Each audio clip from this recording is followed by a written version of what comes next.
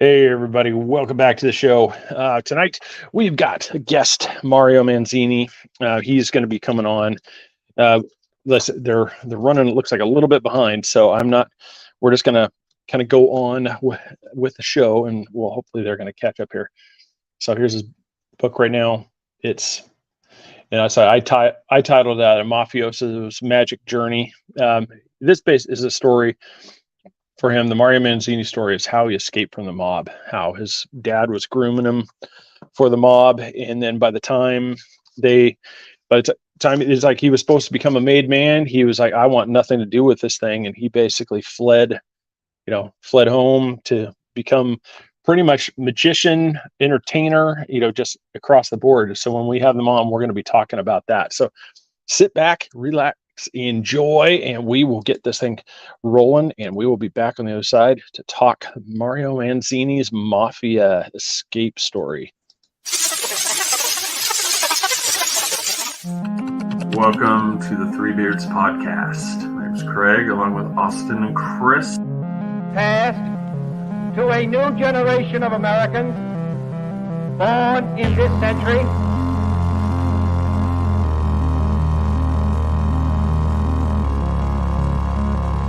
Let me out. I'm afraid that is why you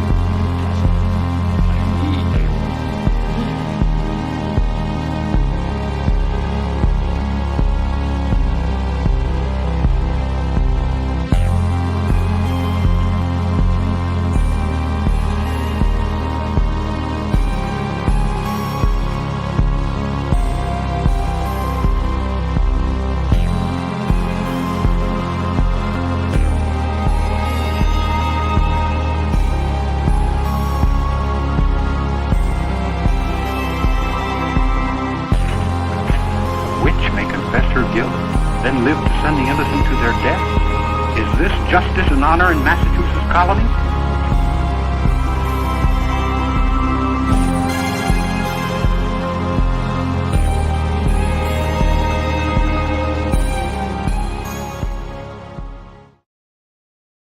All right, Brian, how are you, sir? Oh, I'm Jim fucking Dandy. Sorry, Ron. Yeah, no, he's sorry, Ron. So Chris is not feeling very good, so he's going to be out tonight. He had too much pride this week, right? He had too much pride this week.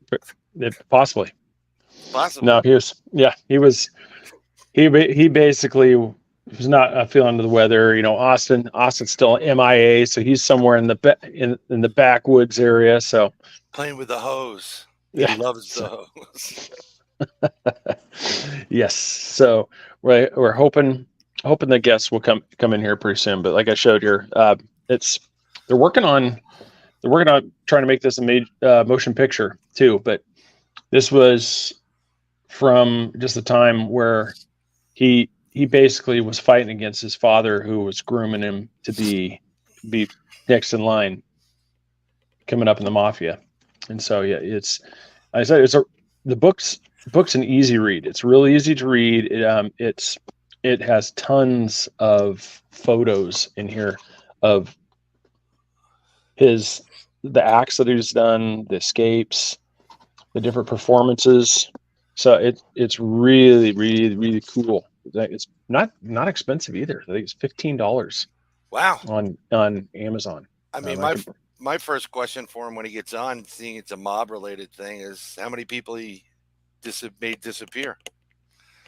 Yeah, if this is one of the reading rainbows, when you read the book, you'll know. But yeah, it says right there that he never participated. He was forced to watch. Of course. But he was never actually, never the trigger man. I'm not a doctor, but I play one on TV. Yeah, so right here. So paperback, $15.75. Yep. Yeah, $6 for his the escapist story. And so, yes, country boy Brian's already on a roll. Yeah, well, sorry about that. Yes, he is. That's why they have me on, folks. Yes. How's it going, Steve? Country boy, Chris. Got a bunch of people, but I mean, it is one of those Hollywood type stories. Like, Oh, sorry, Ron. Just watch the beginning. Ron just showed up. Um, so just you may want to beep that one out. But just think, I mean, like, I already see the movie panning out. Like, you see people constantly getting whacked and him playing, like, trying to make, coins, roll the coins. Elvis, nice. That's kind of cool. And then, like, in the next scene is like, I can't do this anymore, Dad. Pop. I gotta live my dream. And then they go into, like, Then you're off, and you become join show business. Him playing Vegas and being threatened. Like, I'm not in this anymore. Who do you get to? I mean, like, who do you get to play him? I don't know how tall he is. So when he gets on, that's the thing. I'm assuming. It's going to be terrible to assume this, but I'm assuming he's not super tall. That's not a common trait. No, it's not. Specifically, I mean, it's real easy to be somewhere between the 5'6" and 5'10". Yeah, I mean, 5'10's average, so it's not a bad thing. Hope everybody's having a good night. Leg surgery, holy crap! I know. Yeah, hope Ron. Let's get that. I apologize, I haven't done that. This episode is brought to you by ERT Radio. Go to Mixler.com, set up your account there, and that way you can subscribe to ERT Radio so that we can watch this show, Into the Outer Realms, Dimensions of the Supernatural, the music lineups. There's lots to see, lots to listen to. Dancing girls. It's wonderful. Yes, and I will see Ron next month. You will see me in Gettysburg. That's right. I'll declare.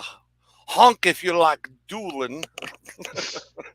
So now, since you're talking about that, where are you guys going to be at? Is it what's that? Is it a conference? It is a conference. It's run by Steve and Pam Barry, who also own the Hoover House and Haunted Gettysburg, or I forgot the name of they are paranormal investigators. They're fantastic, amazing, wonderful people. And they put on this battlefield bash, and they raise money for Gold Star, Blue Star families, Wounded Warrior. I mean, it's just a fantastic, like, 3-day event of paranormal mania in the heart. I mean, Gettysburg. You, if you've ever been through it, it's just definitely go get the GPS tour on your phone. It's wonderful to have because you can stop the car and take it and come in and come out. But there's so many great people there. I mean, I know like 90% of the people there, but I took the family there like 2 years ago, and I'm trying. I hope I got to contact Pam. I'm supposed to be doing an active intelligent encounter, which is also known as CEs 5, which is we're going to try to bring in UFO craft Saturday night at the event if people aren't too drunk. And if they are, maybe they will see a UFO. No, I've had pretty much a lot of success with that, but it's a perfect area to do it. And we're going to combine the pluses of the paranormal and the pluses of ufology and how they're connected. And that's what I'd like to do. Maybe next year we'll speak. Yes, yeah, in hotel too. It's a Wyndham, by the way. It's a lovely place with cannons in the lobby. Oh, nice. And they're portraits of Lincoln, and I think Mary Lincoln and a few others. I mean, it's really, really surreal. It's a weird place, but it's very surreal. Very nice area, but just knowing what took place there is just mind-boggling. Yeah. Yeah, I'm trying to do some troubleshooting. They said that they're there. What do we? They're asking what to do. So I'm trying to get them through here. So this is live on air troubleshooting here. Yes. Yeah. And we're talking about Civil War and being at the Battlefield Bash. Please, if you're going to be in Gettysburg on the 13th, 14th, and 15th, it's like Friday, Saturday, and Sunday. Please stop by. Come check everybody out. There are going to be a lot of people that there, especially in the world of the paranormal. And it's going to be a good cause, and you're going to have a hell of a time. And when you're finished with that, I mean, just go a couple miles down the road and do the tour for Gettysburg. It'll blow your mind. It really will blow your mind just driving through and knowing what took place there. Yes. Yep. No, that's one of these times I'm going to be able to get on the road. When I can get away from work. Oh yeah, no, I know. And that proceeds go to the PA. Yep. wounded veterans for PA. So that's definitely a worthy thing. So to go help people for that. That's a little bit of a hike for Ron from Minnesota to Pennsylvania. Oh, Minnesota stand, please. Take his magic carpet. They have tons of them there. I went there, Ron. Jesse the Body, huh? Yeah, one of the most yes, actually, Gettysburg would be considered one of the most haunted places in America. The massive amount of people that perish there. There are people that see civil. It's very interesting. There are no recreations or reenactments there. Okay, so if you're driving through a field, you're walking through, or you're on a tour, and you see what looks like Civil War soldiers standing there near a cannon or whatever, or moving, guess what? You're seeing a ghost. They hear cannon fire at night constantly. They hear chatter. They see soldiers walking around and going through the woods. It's bizarre. It's a nice, quaint town. It's weird, but it's nice. I find some of these places a little bit surreal, if you like. But yeah, you should definitely go. It's great. It's worth the trip. There are tons of motels. You don't have to stay at the Wyndham. There's a ton of different motels there, all with a variety of different prices for anybody that wants to go. The Wyndham wasn't that expensive, but I think they sold out of the rooms that they had on standby or the special pricing. But it's great. Actually, last time I was there, I did see something that looked like a dog man in one of the fields while driving through at night, which was pretty interesting. Unless they have really big dogs out there. So, yep. Wait, we got Country Boy Cryptid, and we have Country Boy Conversation. Yes. You changed the name. Someone changed their name. Oh, and we have a former mob associated person, and now we're going to the witness protection program with Chris right there. Look at that. Yep. On air changing of the names. There we go. Carolyn. She's in a spiritual awakening program. Really? That's awesome. That's good. I definitely would love to see the results. Go sneeze. Yeah, well, as it sits here, as I'm blinking and trying to fight it off here. I did. No, go ahead. Quit. Go. Yeah, he's like, he did change the name. Yeah, so I'll read this as we're doing this thing.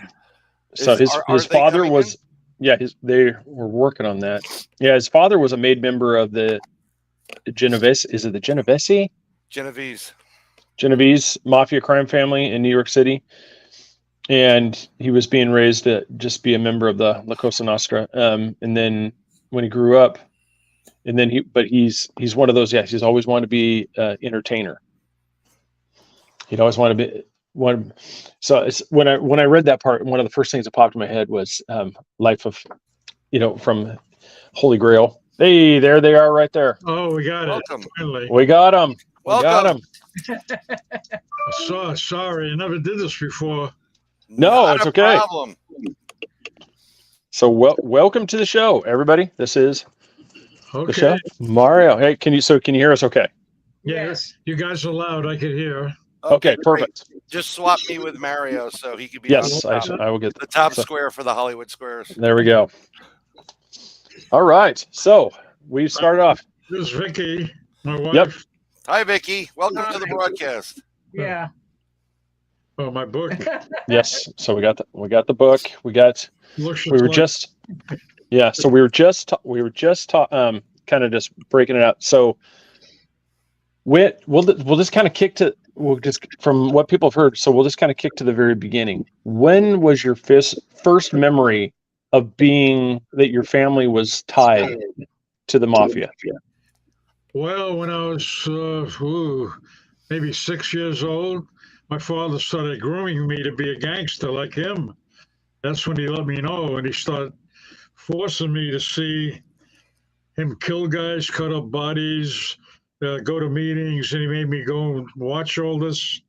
And I used to get sick, physically sick. I didn't want no part of that. I just wanted to be in show business, but he didn't want it. He wanted me to be a gangster like him. So I was about 6 years old when it started. Wow. And I'm glad that even though he wanted me, I never killed anybody, never dealt in drugs, never dealt in porno. But I had to run a lot of his rackets.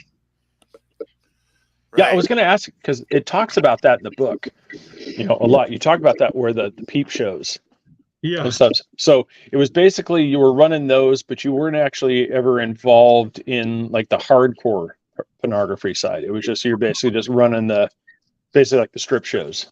Right. I came up with this idea they had peep shows where they had the porno films for a quarter. I didn't want any part of that, but I kept thinking maybe there's some way to do that with a live show with a live girl doing nude modeling. So I talked to some of the guys I know, and they put it together, and we put up a lot of money, and we opened up the first place. And boy, like we started making thousands of dollars a day right from the beginning. We opened about 6, 7, 8 of them all over Midtown Manhattan.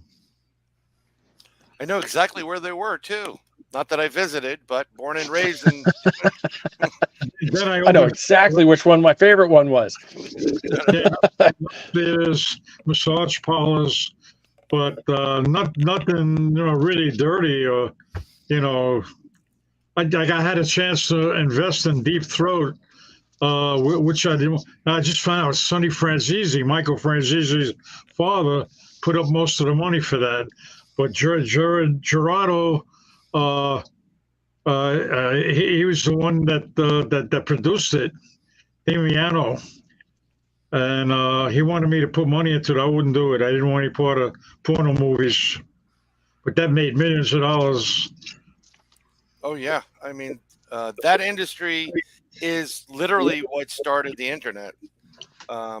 It's been, that's what the first search engine was. Yahoo, the first good search engine, and the guys that put it together literally put it together to search the internet and computers for pornography. Not many people know that. Yeah, well, that's all mob related, I believe. Yeah. But I never wanted to be in that end of it. So who was, because I know like in one of the parts, like in the first about third of your book, it talks about your run-in when you're growing up with the Puerto Rican gang there as you're growing up. So it just between the gangs or just certain individuals, what do you feel was the time when you felt the least safe, like you were in the most danger? Was it with those Puerto Rican gang run-ins, or was it something like one of the people like involved with your father? Puerto Rican gangs were you afraid of, or was it something else? No, we had nothing to do with Puerto Rican gangs. It was all Italian mafia, Cosa Nostra. They tried to move in on us, and you probably read in the book. I mean, they were going to kill me and my partner, and we had shootouts in our place. And nobody got killed, luckily, but they wanted to move in and take over. And then we had the Irish gang, the Westies. Oh yeah, Jimmy Coonan, and well, I was involved with the Genovese family, the mob family, and they were able to control them and get them to back off, or they would have killed us, chopped us up. They were really bad. Yeah, so, that's. At one point, well, you wanted to be in show business. Was it always magic or just entertainment that you wanted to do? Well, like I said, when I was about 6 years old, I saw a film clip on TV on Houdini, and that just affected me, seeing me get out of straitjackets, handcuffs, jumping off bridges, and underwater, get out of handcuffs, and I just wanted to do that when I got older. And then I also saw the Jolson story, Yep. Al Jolson, Larry Parks. And I went home, I got my father's black shoe polish, put it all over my face. And Mommy, they thought it was so cute, but I couldn't get that off for about a week. Yeah, no, I know, because there was, I mean, Las Vegas was built by and controlled by the, Cosa Nostra for the most part. So Right. wouldn't you kind of have a way of getting into that business a little bit easier, maybe? Oh, yeah, because my father was involved, and my uncle was an underboss. Well, not an underboss. He was a capo. He ran all Midtown, and he was ready to become an underboss, but eventually he died. But he was big. That's Tony Vanilla. And he was married to one of my father's sisters, Gloria, was my aunt. And he had the pull, and Matty the horse, Matty Iannello, who became the boss after years later, he was almost like a father to me. I mean, he was great. And they put up all the money for all my businesses. The show I produced, We'd Rather Switch, the peep shows, massage parlors, the burlesque theaters. Anytime I had an idea, I talked to them, they'd give me the money. And I had to kick money back up to them all the time, every week. But it was worth it. I became a millionaire within a year with all the business we had, all the shows. But yet I was still doing my shows on my own. So I had two separate lives. One as a mafia associate, and I was never made because I never killed anybody. But I was an associate, like most of the mob guys are associates. It's not that many are made, it's a small percentage. Most of them are just associates, but they are members of the mafia, but they don't kill. They have other guys kill. And I never want to get into that part. But, I had the pull behind me. I had all the guys behind me. So I was able to get all these things done. Yeah, it's an interesting life. Because I actually had It is, yeah. Goodfellas, Godfather. Well, I mean, it's really weird. I was friendly with somebody in college, who was from Brooklyn, and we asked him. We said, "Mark, how did you know that your family was connected? Mob." Yeah. And he said, "Well, when I had my confirmation, I met my Uncle Fingers, and from there I knew." So. He started, but he had his father is similar to what you were doing, but he was offered a spot someplace in Brooklyn, I believe, to control, and he wanted nothing to do with it. His whole family was in it, but he said, no, I guess if you're that close, you kind of have a little bit of a no thank you moment, and you kind of, or you can look at the lower end, like what you were doing, which was not to say it was lower, but you definitely seemed like, I really don't want to be part of this. I'll run the entertainment side of something. And right. My father wanted me. He didn't want me being show business. He wanted me to be a gangster and a hitman like him. He killed about 16 guys, at least. He told me over the years. Wow. And I didn't want any part of that. No way. Yeah, I want to do shows to make people happy, not to hurt them. Yeah, no, it's a noble cause. Oh, here we go. It's Mario. Yep. I was mute that, like I said, for the sounds. But yeah, there's that one where you're in the Japan aerial escape. By the way, that guy in the red shirt is supposed to be Mario Jr., supposed to be my son, but it's not. My father's son. He tried to kill me years later. Wow. That's in the book. That's my ex-wife, second ex-wife. It's a good thing she's not involved now. That might actually be real. She might actually. Chop her up. Yeah. Yeah. She may not do what she's supposed to do. She might actually burn the wrong thing. She should have been in the straitjacket, not me. That's right. Let the rope run. Yeah. So like I said, fire thing is just rope broke on the way down. I was 1,000 feet in the air, Tokyo, Japan, World Festival of Daredevils. And you can see the rope starting to come apart. But I got out and they got me down just as the rope broke. And I had the guys underneath me. I was 5 feet off the ground and they broke my fall, or I would have been killed. That's insane. Wow. London, England, I fell too. It broke my leg, and that's another one. Here's the rope starting to come apart now. See the pieces falling down. It's ready to break, so I got to go fast. Well, that makes it more exciting. This is the entertainment factor also, so it's good. A net wouldn't help because at that height, if I hit a net, I go right through it. I wouldn't bounce. Watch it break. Yeah, it's like ta-da, and then boom, get him down. Boom. I was in shock. That's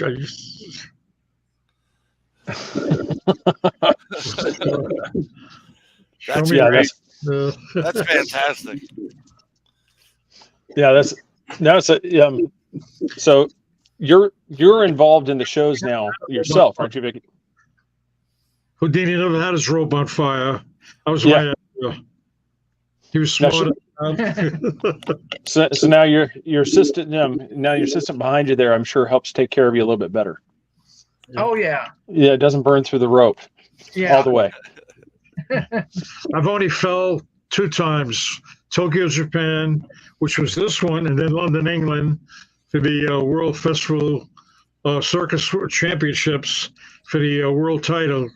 And 25 feet, fell head over heels, landed on my foot, broke my foot, my ankle, and they were going to amputate my foot, but they had a great doctor. They rushed me to ER and London Hospital and St. Mary's Hospital, London, England, and he saved my foot. He put plates, crazy glue, nuts, bolts, and I was able to heal in 6 months. In a year, I walked, no limp or nothing. They saved my foot. Great. Yeah, it was great. And then here's the assistant, like I said, that's taking really good care of you now. That's not trying to burn through the ropes. Oh, another time on the Thrill Seekers with Chuck Connors, they had me at Coney Island, and I fell 25. I fell into the tank with sharks. Oh, I got out. But I was climbing out of the tank, and the shark went for my foot and bit my boot off. But they pulled me out. I could have lost my foot. jeez Louise. But that's the German transport escape. Yeah, so that one, I didn't think I saw that video anywhere. Like I said, the Shark Tank one. That's like a whole nother level. That's one of my fears of sharks. I was just hoping the sharks don't like to eat Italians. I don't know.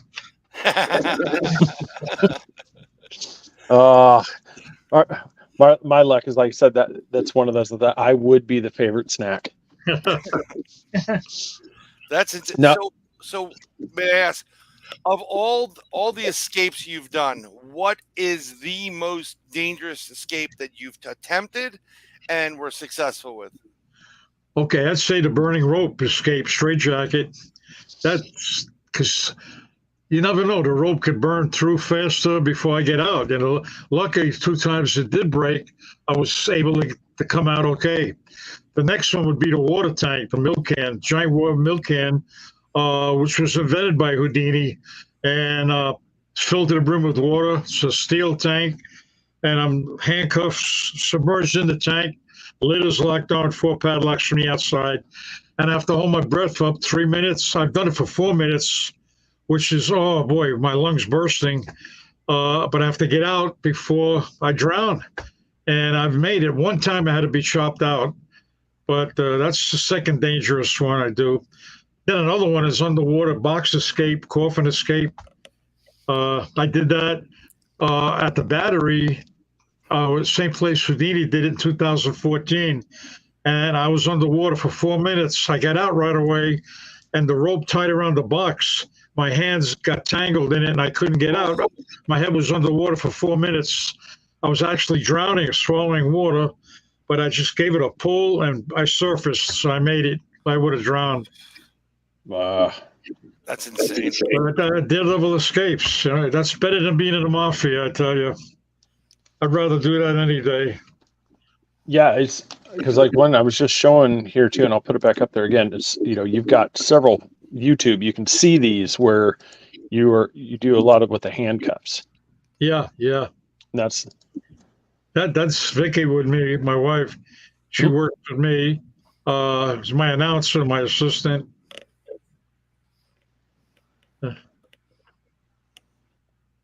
yeah, that's pretty impressive.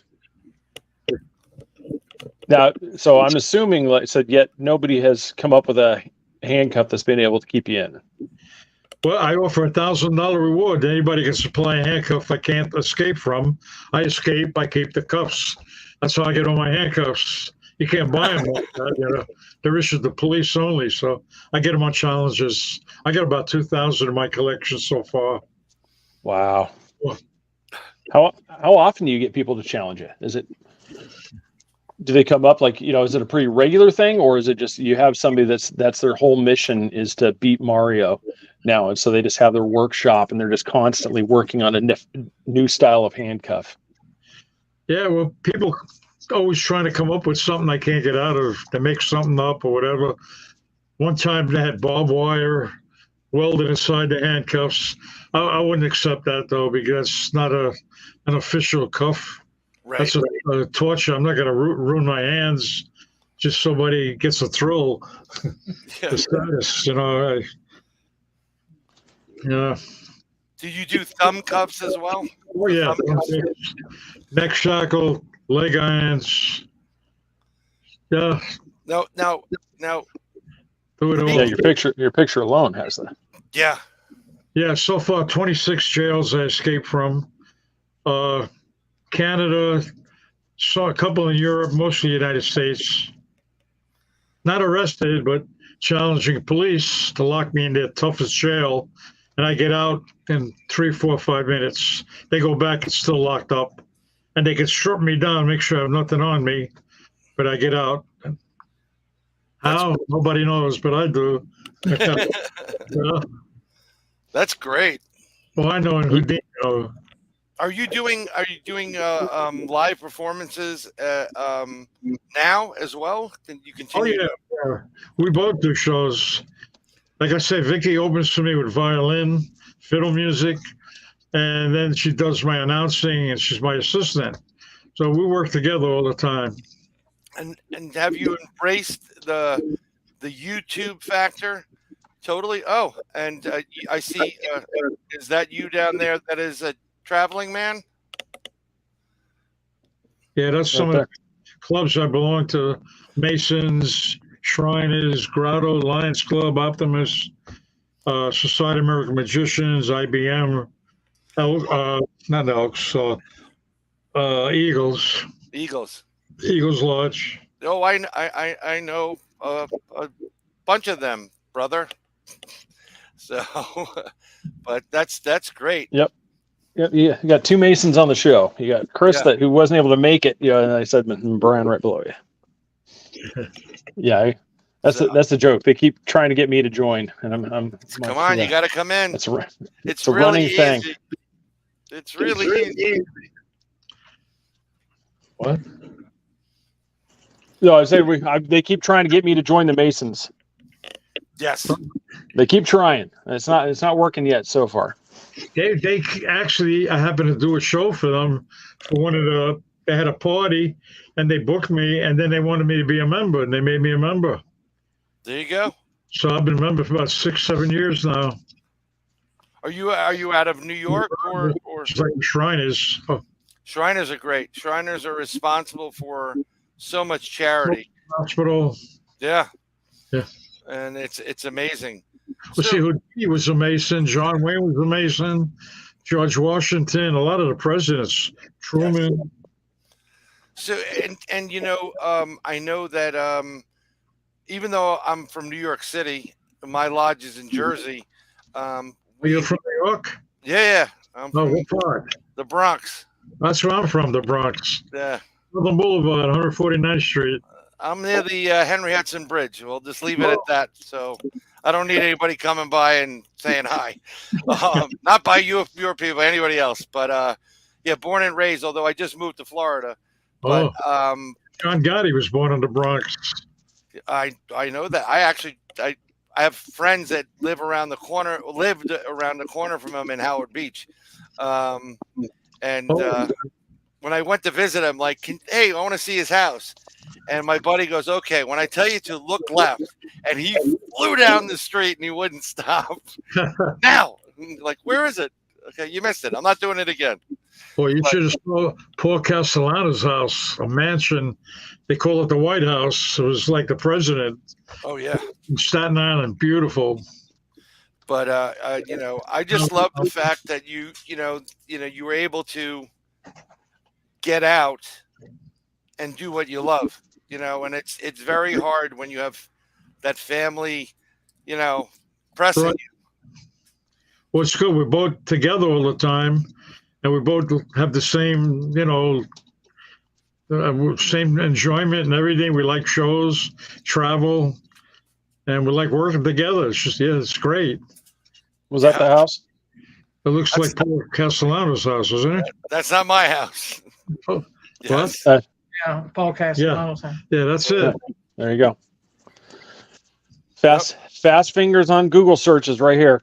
Casablanca. So, Vicky, Yes. how did you enter this orbit? How did you become, get tied into the world of escapology and magic? Okay. Were you at a show?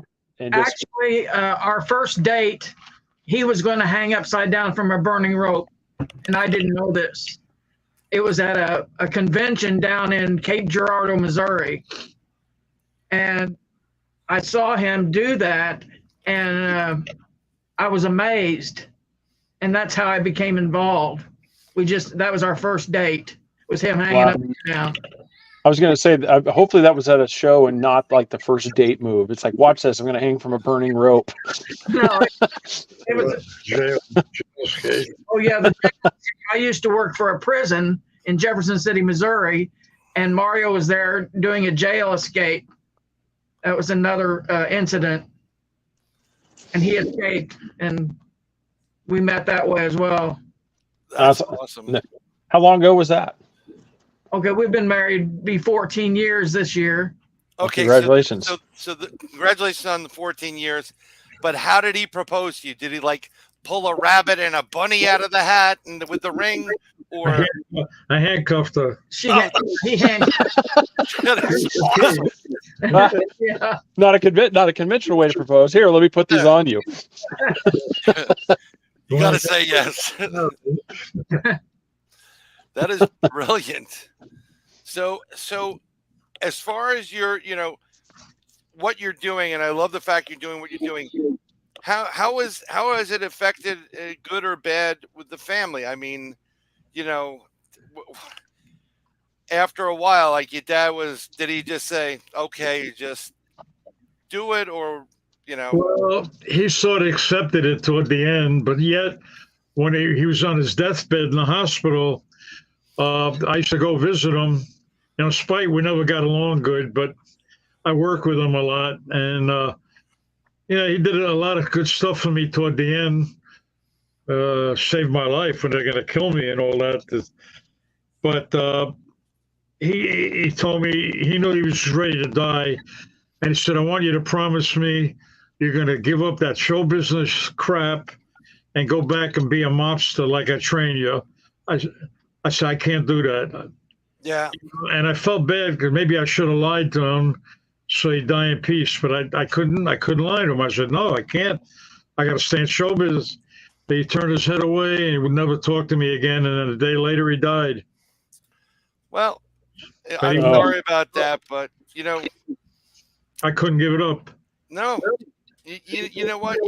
In my opinion, you did the right thing, which was right for you. And trust me, this happens with families that aren't and that aren't connected.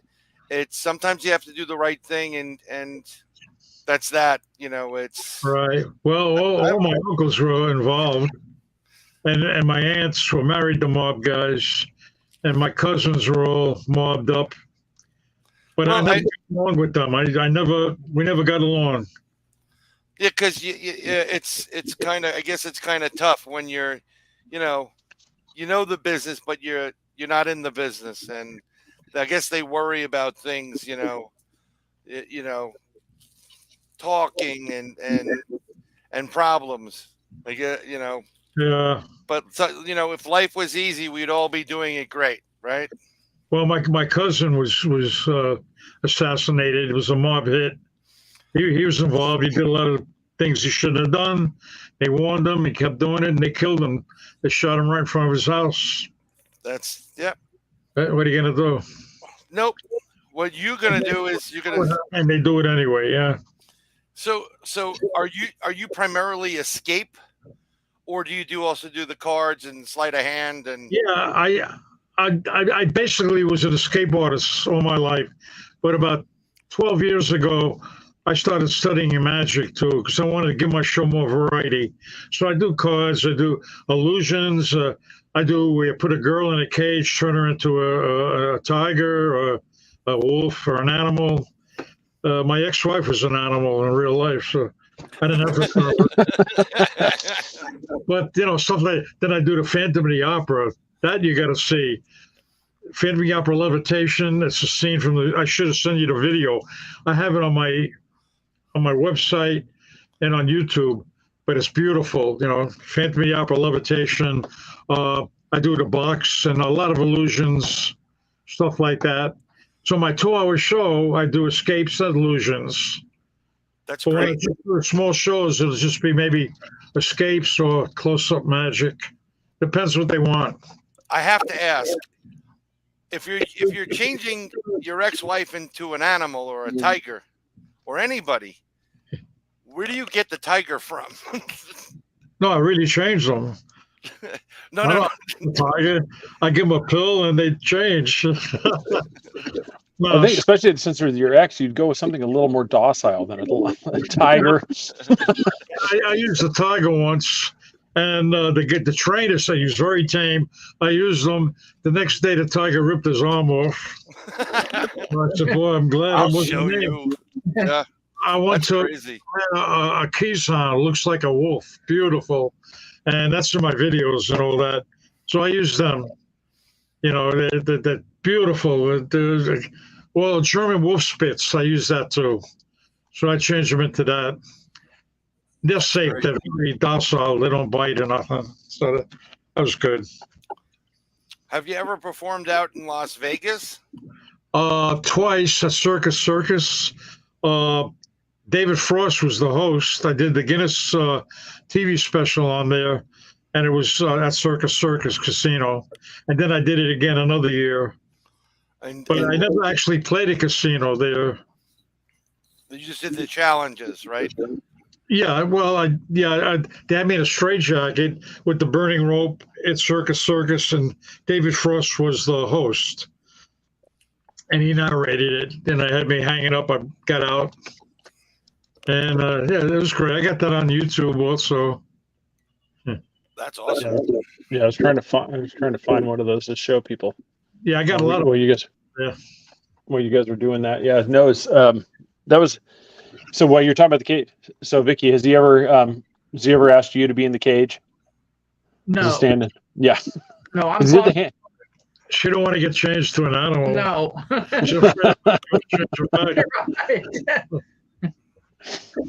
Yeah, I was like, she proposed with the handcuffs. It's like, what, She plays great fiddle and violin. Yeah, she got videos up on YouTube also. I get the crowd all pumped up before he comes out. That's always good. Yeah, and that's what's good. That's one of the things, like when you guys thanked for coming on the show, that was one thing that I wanted to get to, is because that's one thing that's cool. Is a lot of people have asked, like Mario, like, they talk to you, but they don't get the part from the behind the scenes, like how important it is to have somebody like Vicky and behind you and supportive, because it's amazing how much that becomes an integral part of the whole thing. It's just the support that you get from her doing these things. Another thing I do, believe it or not, I do a tribute to Elvis show. I'm rated number 3 Elvis tribute artist in the Midwest. The That's awesome. Craig, before you came on, we were discussing. Oh, there it is. Yeah, Elvis. That's awesome. And then I also do an oldie show where I do all the oldies, Beyond and the Belmonts and all that. And there's the Phantom of the Opera. Phantom of the Opera.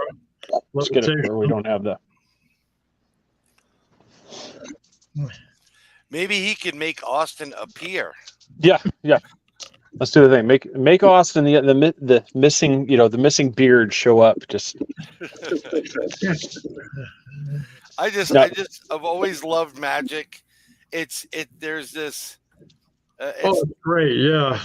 I don't want to use the pun, but it is magical. It's like we're it's you leave people in awe and you give them moments of happiness in the process. Right. And I just always respected that. Well, I tell you, I think music and magic are the two best things in show business. Everybody loves both. Mm-hmm. I don't know too many people that don't like music. Yeah, most people like music. That's pretty much a universal thing. What kind of world would it be without music and entertainment? It'd be dull.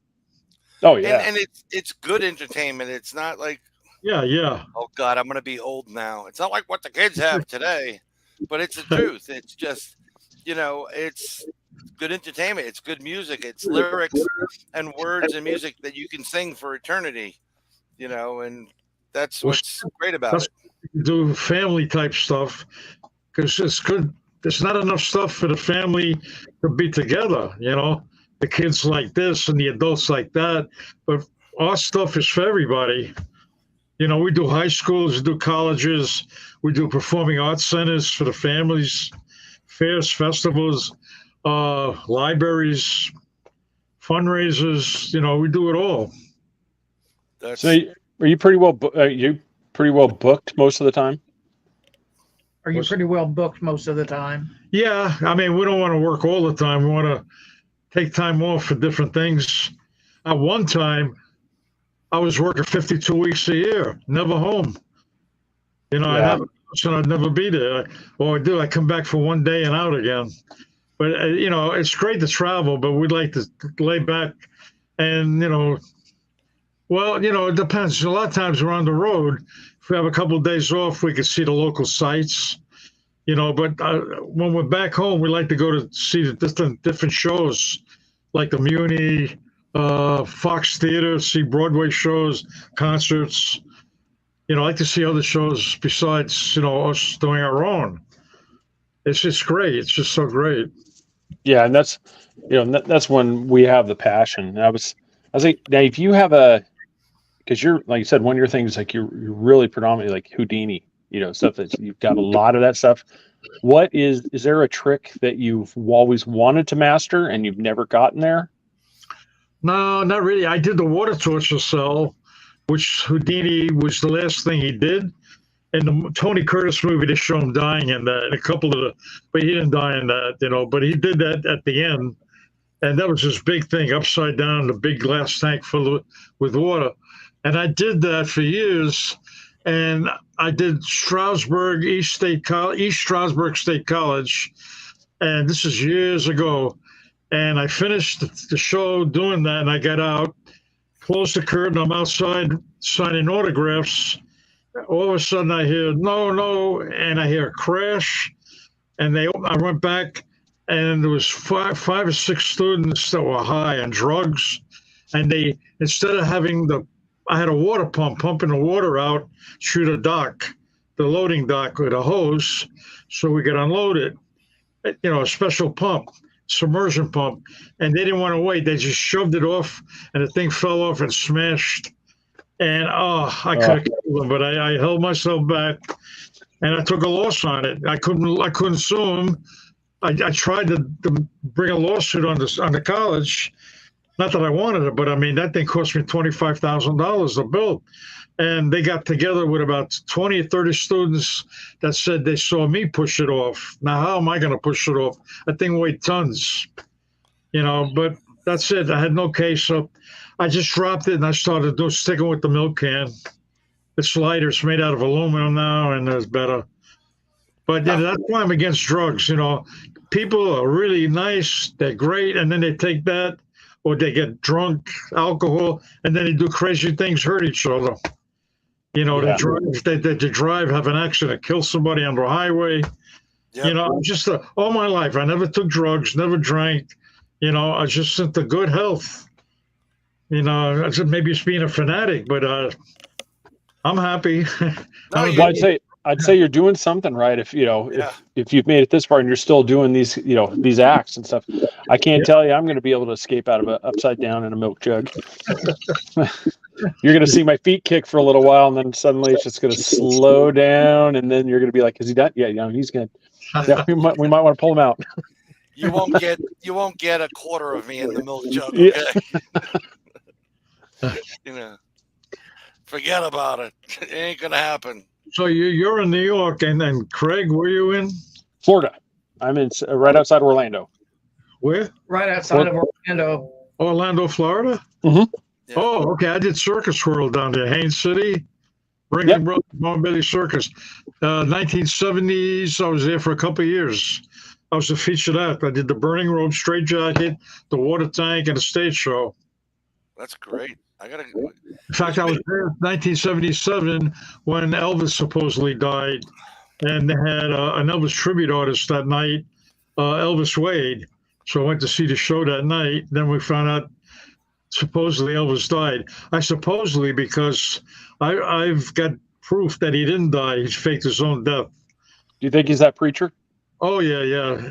But now he did die. Now he's gone. But at that time, he faked his death. There's a big scandal behind it. Yeah. There's a lot of proof that leans towards him getting out of the business, cleaning up, and moving away from it. Yeah, he couldn't take it no more. It was just too much. He couldn't go nowhere, and he was sick. He just gave it up. He wanted to escape. And if you check it out, you find out it's true because it was a $2 million life insurance policy never cashed because it would have been illegal if they found out that he was alive and he cashed it. But he had a lot of money anyway. And about a year later, there's a picture of him and through the screen door overlooking his grave at Graceland. When he supposedly 2 years after he was dead, somebody took a picture, and it was definitely him there. And there's more. I don't want to get into a whole thing now about that, but if you check it out, you'll find out that he was alive for years. Well, there's the people that believe this. No, that's not him. No, he looks like him. Yeah, the Bob Joyce. The thing that he does look like him, but that's not him. No, he just wanted inclusion. He's his clone. It's like what's the name? Eddie and the Cruisers, the movie. Yep. Mm-hmm. Yeah, that's a great movie. I was just listening to The Dark Side actually today, so this would be a good subject though. We may have to bring you back on, Mario, to talk about Elvis and his disappearance. Okay. Yeah, maybe when my time comes, I might go into hiding too, fake my demise. There's a lot of people in the music business. Elvis, Jim Morrison, Michael Jackson, and Prince. Yeah. There's a lot of rumors that they fake their death to get out and just make a clean cut break. It could be. They just, they want to have a normal life and they can't do it. Yeah. And the people involved in the entertainment industry. I mean, it's still connected, and if you don't do the right thing with some people, right. So, what a great way to get out of a contract or get out from getting whacked. Well, see, there's another thing with Elvis that he got in bed with the mob, the mafia, and they had a hit on him. They were going to kill him. And there's a whole big thing behind it. But if you check it out, look it up and all that, I don't want to get into it now, but, and he just had to get away from it. That's another reason. Well, there was a lot of that. I mean, because just, Frank Sinatra, I mean, you just go down the list. Everybody, there's a lot of people tied with the mob. in the music industry. And do you think that there was a little bit of that when you tried to do the recording? Because I know your dad wouldn't sign off on that recording where you wanted to do that record. What record was that? What record? What? Your record that you did. Oh, the record I put out, Circus Records? Yeah, that your father wouldn't sign off on, and so it ended up being... Boo Boo Baby, Stand Up Blues, and then I had Rebels Crowning in the summer. There was 2 rockabilly songs that I did on Circus Records, and my uncle tried to get me with Morris Levy, who owns Roulette Records, and he had he had Jimmy Bone, Buddy Knox, Jimmy Rogers, who did Honeycomb, and a lot of big stars. But he had he was a big mafia guy with the Genovese family, and he had the biggest record company, breaking arms, killing people.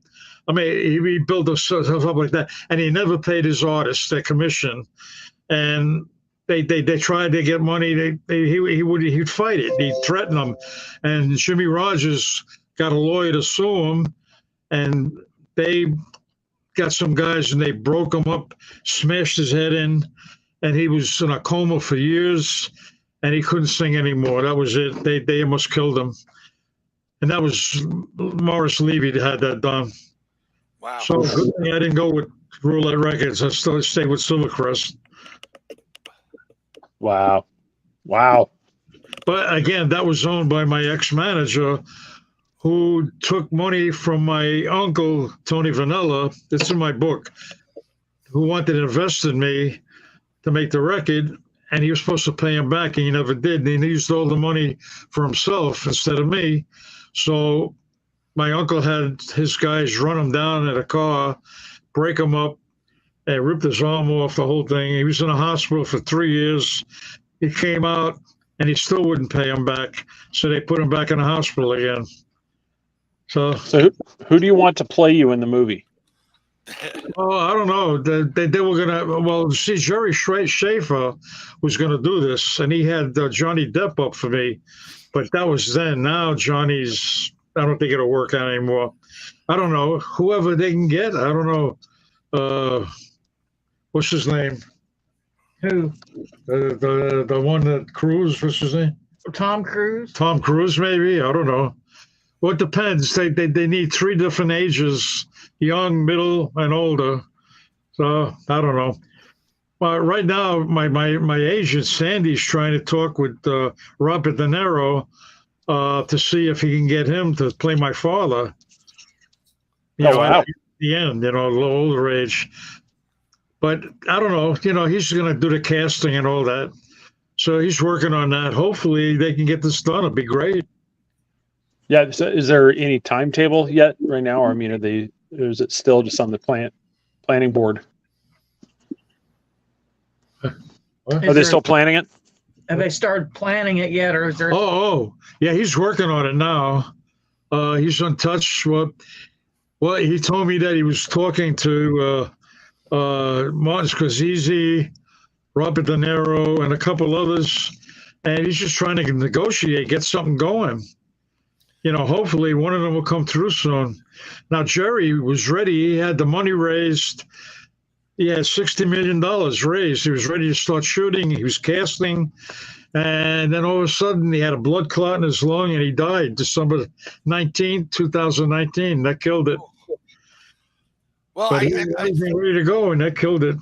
I think if you get Martin Scorsese on, you'll get De Niro in. Oh, yeah, they're all together. You'll be able to get everybody. No picture in there, somewhere. Get Leonardo DiCaprio to play play one of the younger parts. Well, I mean, this is, if you think about it, this is up Martin's angle. This is his thing because he does so many mob-related movies. Right. But I think he would do justice to this to give you that feel of, Cosa Nostra. Then the entertainments, I think it would really be great for him. Oh, he's my first choice. And Sandy, too. He's working on it. Hopefully, now he's just started working on another movie with Robert De Niro, though. So see what happens. But maybe this could be the next one. I hope. That would be great. Fingers crossed. So, Yeah. Vicky, how long you been playing violin? Well, I started when I was 9, and I'm 64 now, so you can figure it out. I've been playing a long time. Yeah. Yes, it's one of those. We'll go with the thing. Who brings the bigger applause lines on some shows? Is it you or Mario? Well, I can get them cranked up, so I think I've had the more applause. There you go. Start the spousal rivalry here. What? Yeah, I started playing like Love Shack or Taking Care of Business and getting them hyped up, and then I end up with a Phantom of the Opera singing one of the hymns from that, and they really like that. That's cool. That would work out really well. Yeah. Yep. He's got the Violins. Yeah. That's great. Yeah. No. It's I'm got thing where we're talking about too. I want to bring it up Amazon again because I followed you on Amazon too. Oh, so we got on Amazon. Yeah. Oh. So there's the books right there. Yeah.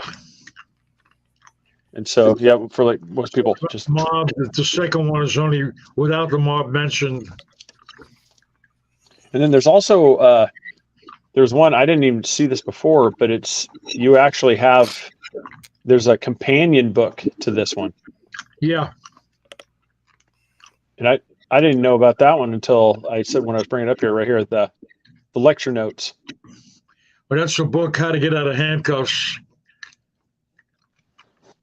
Sorry, are you risking angering the people showing the secrets? Well, it's not my secrets. It's how magicians use tricks to appear to get out of handcuffs. Well, it's all trick handcuffs. What I do is real. It's no tricks. But, I figured I'd put it out if anybody wants to do, magic escapes, they can learn. Not to give away the trade secrets, but maybe this is. Now, did the boxing, career, did that help your hands collapse so you can get out of handcuffs? Yeah, well, that shows how to get out of. No, did boxing help you learn how to get out of handcuffs? Because now your hands are a little softened, from all the things of taking all the hits. Now you're able to be a little more flexible where most people aren't. Not really, but I also promoted professional boxing here in Columbia. And John Chacha was my partner, who was Tony Danza's manager. Tony Danza, the actor, and he used to be a boxer, and Chacha was his manager. But he also managed me for a while, and I lived in New York. So I had a connection there. But I started promoting boxing here, professional boxing, and wrestling too. And Chacha was my partner on that for years. That was just another thing I was doing. I love boxing. Got a question from our audience for you, Mario. Yeah, well, I got to know Jake LaMotta, the former middleweight boxing champion, Rocky Graciano, former middleweight boxing champion, and they were two great guys. I loved them. So, Craig, you want to read the question? Yeah, it's one. The question is, of all the gangster movies out there, which one do you think is closest to what really happened in life? Of all the gangster movies out there, which one's the closest? Okay. Well, Godfather was great, but it wasn't. It was fiction. It wasn't true. It was based on things, but Goodfellas, I think, was about one of the best. Also, Donnie Brasco. That's two of our favorites. It was all based on fact. Yeah, Goodfellas. Yeah, Ray Liotta. He actually, he actually was worried from his role. He was actually he thought he was going to get whacked for how he played that role. And he was afraid he was going to get whacked in that one movie. Who was that again? Ray Liotta. Oh, Ray Liotta. Yeah, Goodfellas. Yeah, he was. They were going to rat him. They had to put in a witness protection program. Yeah, he said when he met up with the real guy, he's like, "Hey, thanks for not making me look like a bad guy." He's like, "What are you talking about?" Yeah. Well, I don't know. Everybody loves the mafia. You know, it's fascinating. The movies, everything, you know, and they just Al Capone and Rod Steiger, that was my favorite. St. Valentine's Day Massacre, Jason Robards. Oh yeah.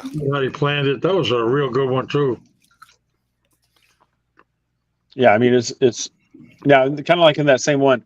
Which character out of all the ones that Joe Pesci played do you think he was the closest one to an actual mobster? I'm a clown. Goodfellas one. I mean, Yeah, because yeah. Casino, you know, he played that one too. It's like which, you know, I was just curious which one you thought Joe Pesci.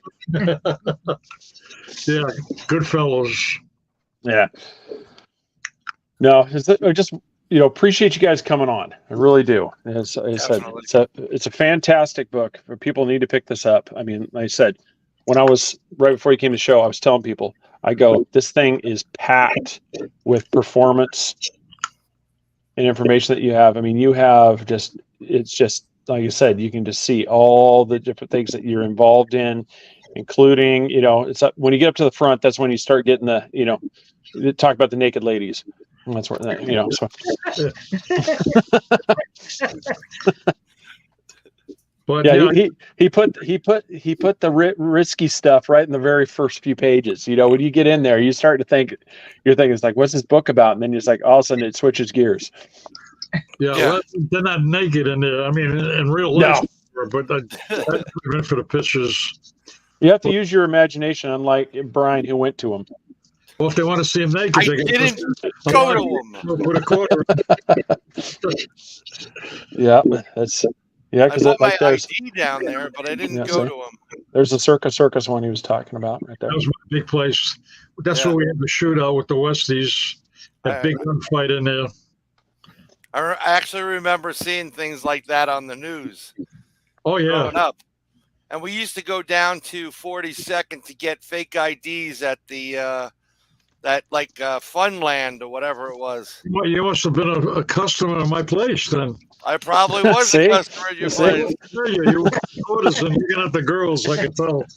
No quarters at the girls, just getting that fake ID with, you know, so you can buy beer when you're 18. Yeah, yeah. But it was great. That was a rough town.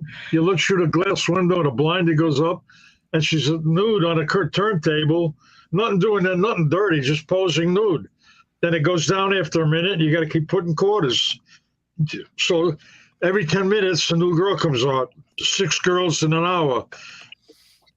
God, we made thousands of dollars a day, and just I had 6 of those places. So we're making 10, 15,000 a week just on those alone. That's not to mention how much on my You get some guy that's bad luck. He just keeps putting the quarter in right as her head's right in the viewpoint, and that's it. all you see is just hair. That's why they wanted to move in on us. They threatened they were going to cut us up, kill us, chop us up, throw us into the Hudson River. They were going to do it. They came in with guns shooting. It was a big shootout. It's in the book. It explains the whole thing. I mean, I never carried a gun, but my partner, he had the gun, and a couple of the guys from the mob on our end, it was a big shootout. And luckily, nobody was shot or killed. But boy, customers ran out like mad. They're afraid to come back, but they did the next day. That's man. That's one of those things. Like the movies, is like the life. I mean, it's crazy. Vicky, aren't you glad that you got the later part of this thing and you didn't have to live the crazy years? The mayor put together a special task force to find out who the owners were. And this one guy, one task force, he was a detective. I can't remember his name. I could see his face, though. He used to come by every day and talk to Johnny, who was our manager. He fronted the place for us. And he wouldn't tell him who we were, because if he did, they'd slap him around. He didn't want to get, so he wouldn't, I don't know. Some guy comes around, and that's it. I don't know his name. I don't know. So he used to come by. So one day I happened to be there. That's my ex-partner, yeah. He did a lot of bad things to me, but it's in the book. But anyhow, he went next door to the delicatessen, and Johnny went with him. He wanted to ask him questions about who the owners were. So I said, I'm going to have some fun with this guy. So I went next door. They're sitting at the counter having coffee. So I sit right next to the guy. Johnny's on that side. The detective's in the middle, and I'm on his side. So as he's asking now, can you tell me who the owners are? So I tap him on the shoulder. Excuse me, can you pass the sugar? Oh, yeah, okay, gives me the sugar. Then he's asking him again, so I tap him. I said, can you pass the salt? Can you pass? I kept bugging him, a napkin. So finally he got pissed, and he moved to a table. So now I was leaving. I said, thanks for the sugar, the salt, the pepper. And he's looking at me like, what's with this guy? So I left. The next day I called the police station. I asked for him. And I said, the detective, I forgot his name now. He got on the phone. I said, yeah, you want to know who the owner was for the place, the Circus? I said, that's me. He said, what? I said, yeah, I want to thank you for giving me the sugar, the salt, the pepper, and the napkins. Oh, what? That was you? I said, yeah. He said, what's your name? I said, Al Capone from Chicago, and I hung up.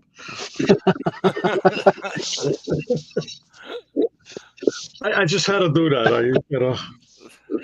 That's great. Oh my God. Humor, I don't know. That's all. Well, best of luck to you guys in the Yes. shows. I'm like, I hope once, everybody, you can go to mariomanzini.com and check them out and stuff. And just, Vicky, keep him out of trouble. Yes. Yeah. It's, I'm sure that's a full-time job. Even now it's one of those things, just turn around. He's hanging upside down out of the garage, trying another trick. And you're like, you got to stop. That's great. So I do things nobody else wants to do, but I don't know how, or they're afraid. And they say I'm crazy. I say, I'm crazy. Drive on the highway, she was crazy. I don't take chances. The guys cut you off, no seatbelts. They speed. They drive reckless, and they say I'm crazy. I know what I'm doing. I never had an accident. There you go. Not driving anyway. yeah, exactly. That's, like I said, you guys really appreciate you coming on. Thank you very much. Best. Hope to do it again sometime. All right, you guys definitely, like I said, take care, and we will definitely be in touch. But thanks again, like everybody, Amazon.com, pick up Escapes from the Mob. Great. Yeah, it's definitely an interesting, great book for people to read. Like I said, I really enjoyed it. It's a real easy read. So it's like people will really get past it. It gives you a lot of insight. I mean, it'll be a fantastic movie if they come out. Especially, you get the right ones. Like I said, the actors in it. It's like it'll be a good movie. Yeah. So, all right, guys. Well, have a great night. Bye. Okay. Take care. Bye-bye. All right, everybody. This show is brought to you by Ert Radio. Go check him out, Mixler.com. Just set up an account there so you can follow Ert Radio and watch us Into the Outer Realms. Just check them out. Like I said, really, thanks Ron for being a sponsor. I want to appreciate everybody for watching the show. Check us out on social media. Like, follow, share that out there so we can get that going. And along with, you've got, like I said, Ert Radio. We are rebroadcast every Wednesday at 11 p.m. on the show, so you'll be able to catch last week's show, and you'll be able to catch this one next week when he gets that up there. So you definitely check all those out. For everybody that's supported us through merchandise, merchandise that we got through we also have Patreon, and we have Redbubble. Just really want to thank everybody that's done that. Stars, just like, subscribe, be part of the show right now.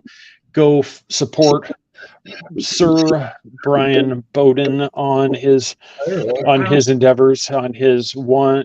I think we're up to 999 podcasts. At least if you follow Dave Scott. Yes, I'm working on something new though, but I have yet to be motivated. But come this summer, I will be doing something that's different, and it should be interesting. I'm just enjoying being New York for a little bit, and then I head back to the sunny state of Florida, and that's it.